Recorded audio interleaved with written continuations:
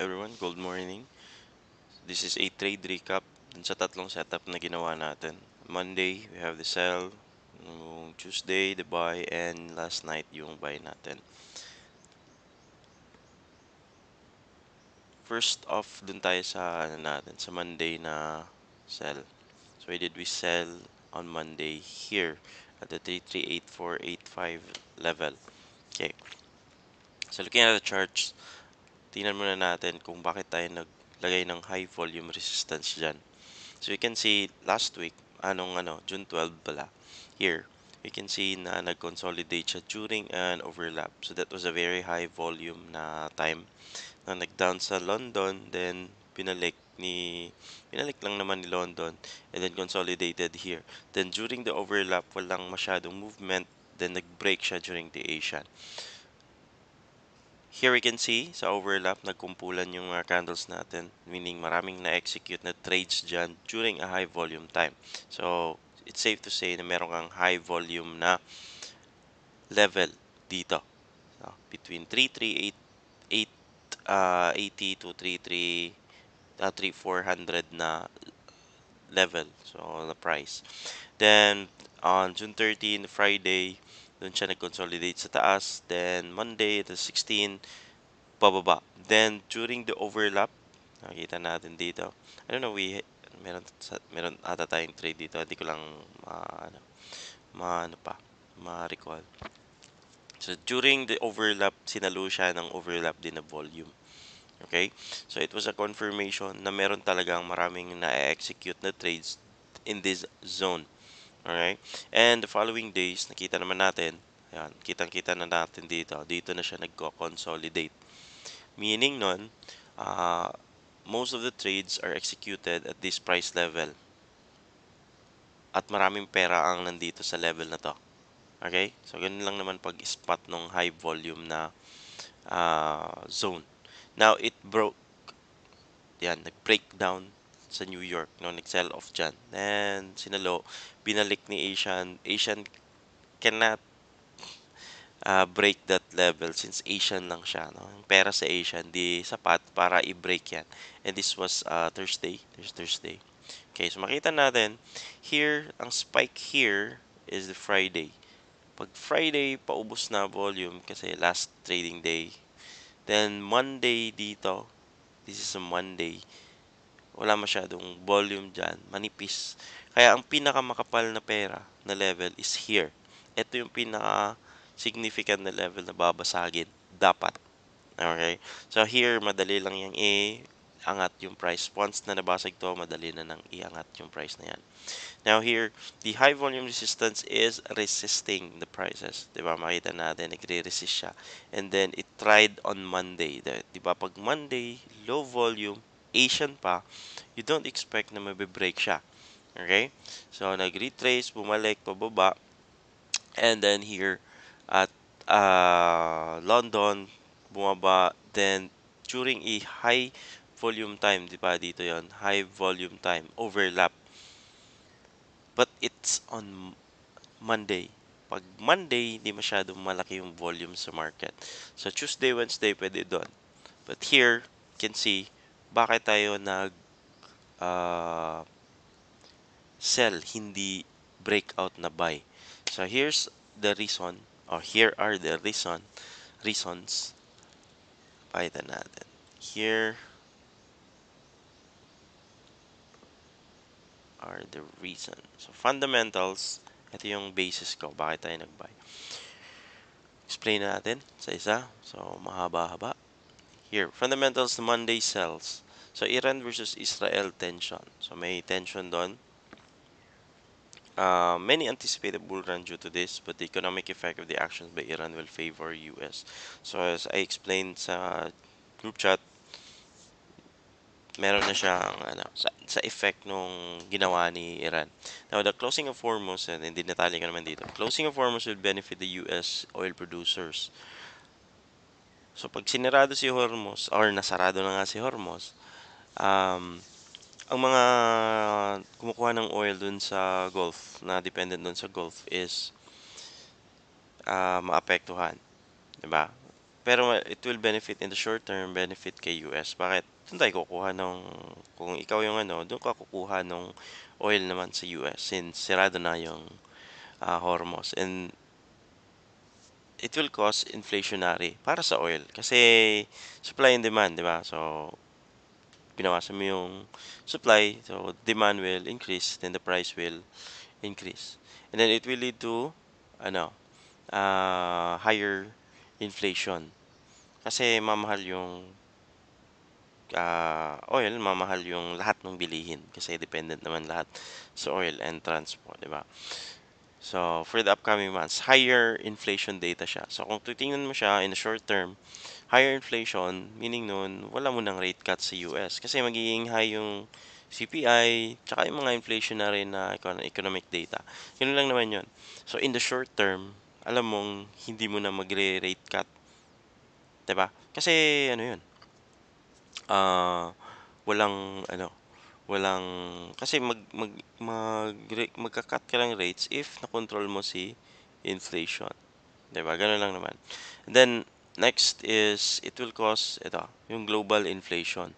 So USD will be considered a safer haven compared to other currencies. So if ever merong global inflation, lahat ng currencies are affected, then it will benefit tayo sa USD na mas ano yun, mas safe, pero hindi siya safe, but much better currency compared to the others.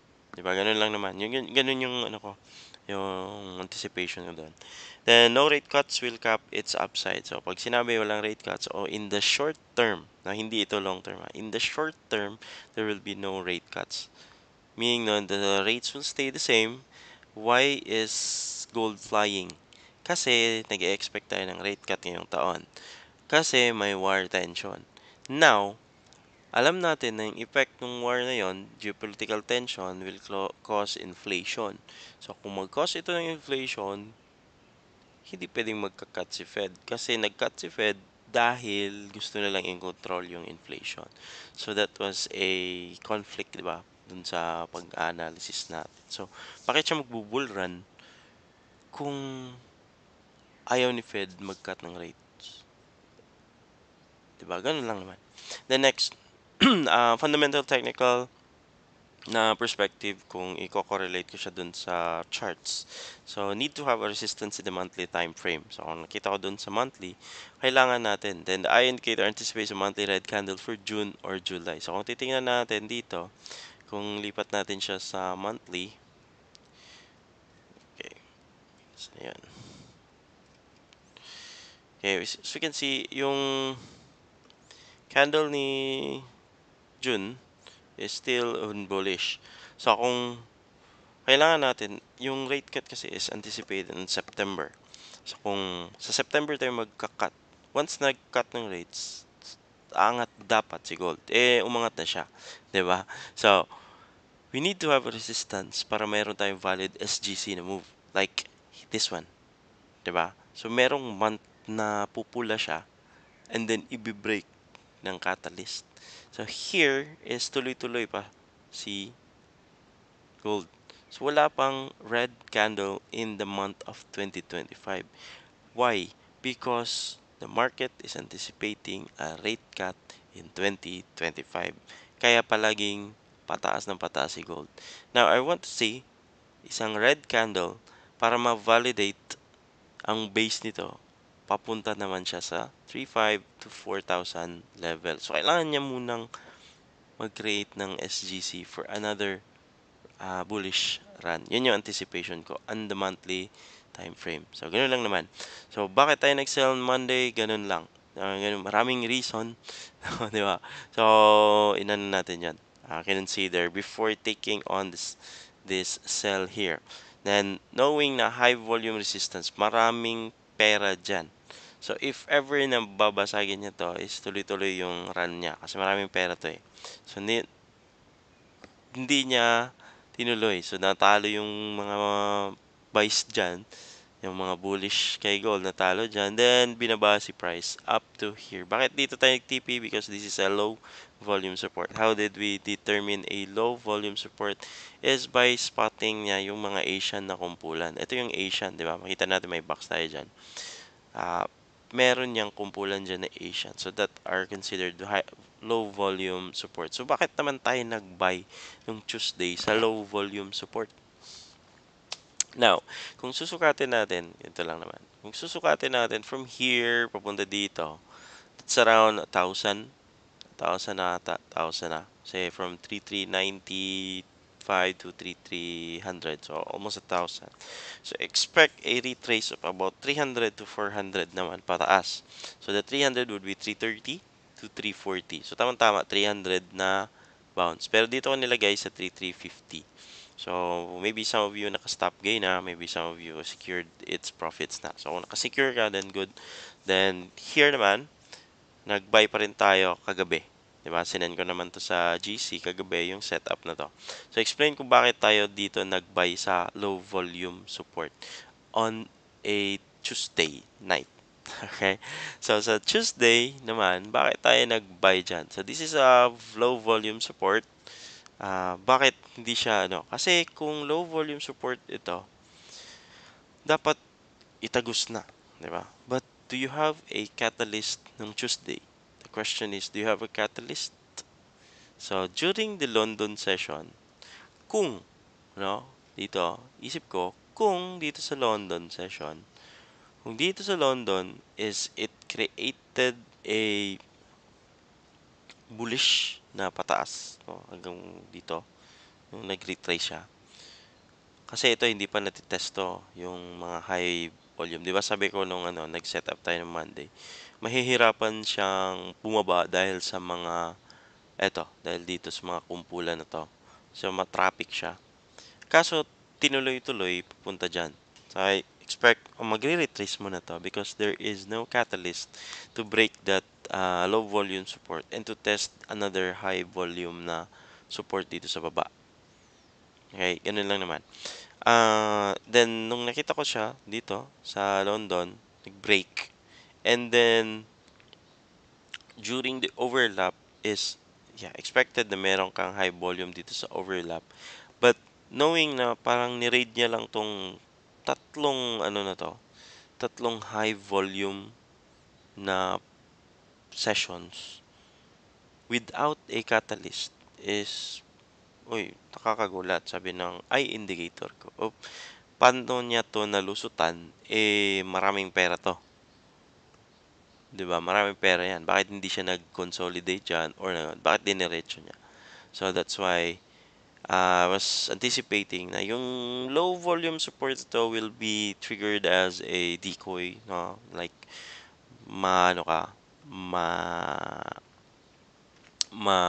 tawag nito, ma, ma-decoy ka sa, matrap ka na mag-sell. 'Di ba? Kasi low volume lang 'yan eh. So hindi tayo nagpaano kasi Tuesday lang naman 'yon na volume. So I was thinking na paano na-execute to sa Monday.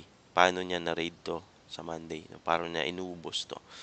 So I was expecting babalik muna dito yung mga prices kasi marami namang na-execute na trades yan. So I was expecting a buy. Yun nga, nangyari naman yung si buy natin sa 3,300 na level. You can see, wala masyado. Manipis tong area na to eh. Pag nabasag to dito, diretso tayo sa another high volume. Now, here, umangat siya. And then the Asian nag-consolidate and the London bin breakdown. And then kagabi, this is the last one. Kagabi, nag-send ako sa inyo ng 3312. Why did I put a 3312? Bakit dun talaga siya? No? Parang snipe natin. It's because, tanggalin ko muna to. And para walang gulo. Then, so makikita natin, di ba, 300 to 400 pips na retrace during a 1,000 pip move on a Monday. And marami kang volume dyan. So expect prices will oscillate in this level dahil marami yan dyan. Okay? Now, bakit tayo sa 3312 at hindi sa 3310? So if we put the charts here, tingnan natin. Yan. 30 minutes lang to. So you can see here in SGC. during the offloading. Kasi offloading na to, di ba?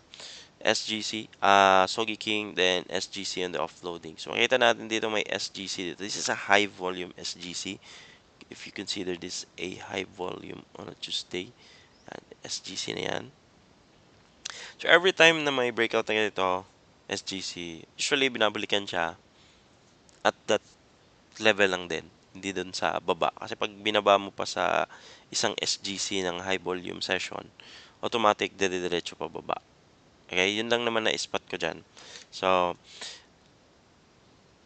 SGC, yan. Yan yung level na yan. 3313 to 3312. So, nilagay ko na lang sa 3312. So, 3313 or 3312. That's a, yan, spotan natin.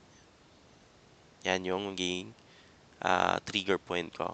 Kasi, dito naman nilagay yung stop loss because, yan, same. Ito yung high volume dyan. So, kailangan ng catalyst. So, wala namang catalyst kahapon or kagabi. So, it's safe to put your stop loss here. And then, TP natin is here. Kasi, ganun din. SGC move din nandito. Diba? Ang breakdown na yan. So, that's a SGC. So, babalikan niya yung dito naman. So, pwede ka bang mag-sell dyan? Depends on the sentiment and ano ngayon, structure ngayon. So, pwede ka rin dyan mag-sell but not for this time. So, tingnan mo muna natin yung movement ni Asian and London. So, if ever may nakuha kayo dito sa video na to, I guess that's all for this video.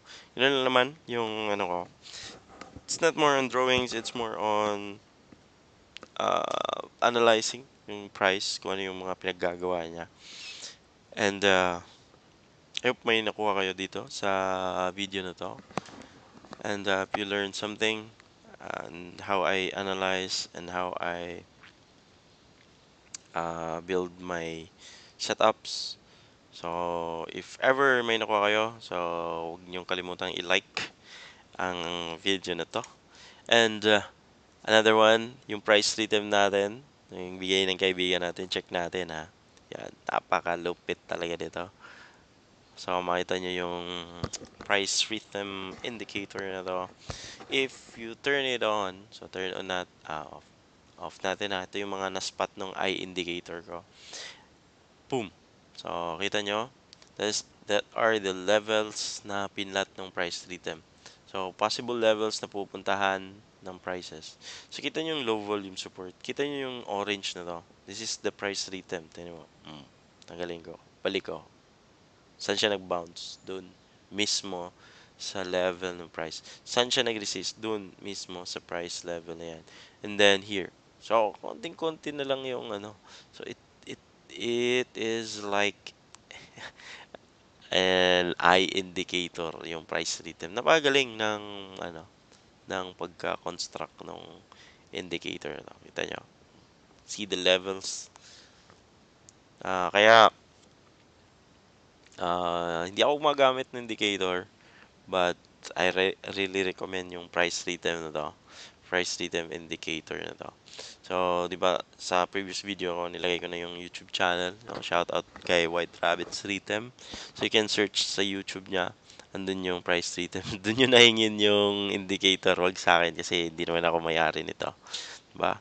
So, here, the price rhythm, I highly recommend kung yung hindi pa masyadong familiar or masyadong marunong sa paggamit ng eye indicator, matahin yung prices. So, you can use this price rhythm as a confluence dun sa trading nyo. Simple and very most probably the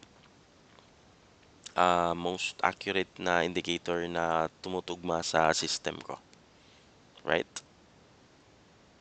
Okay, gold night. Gold night.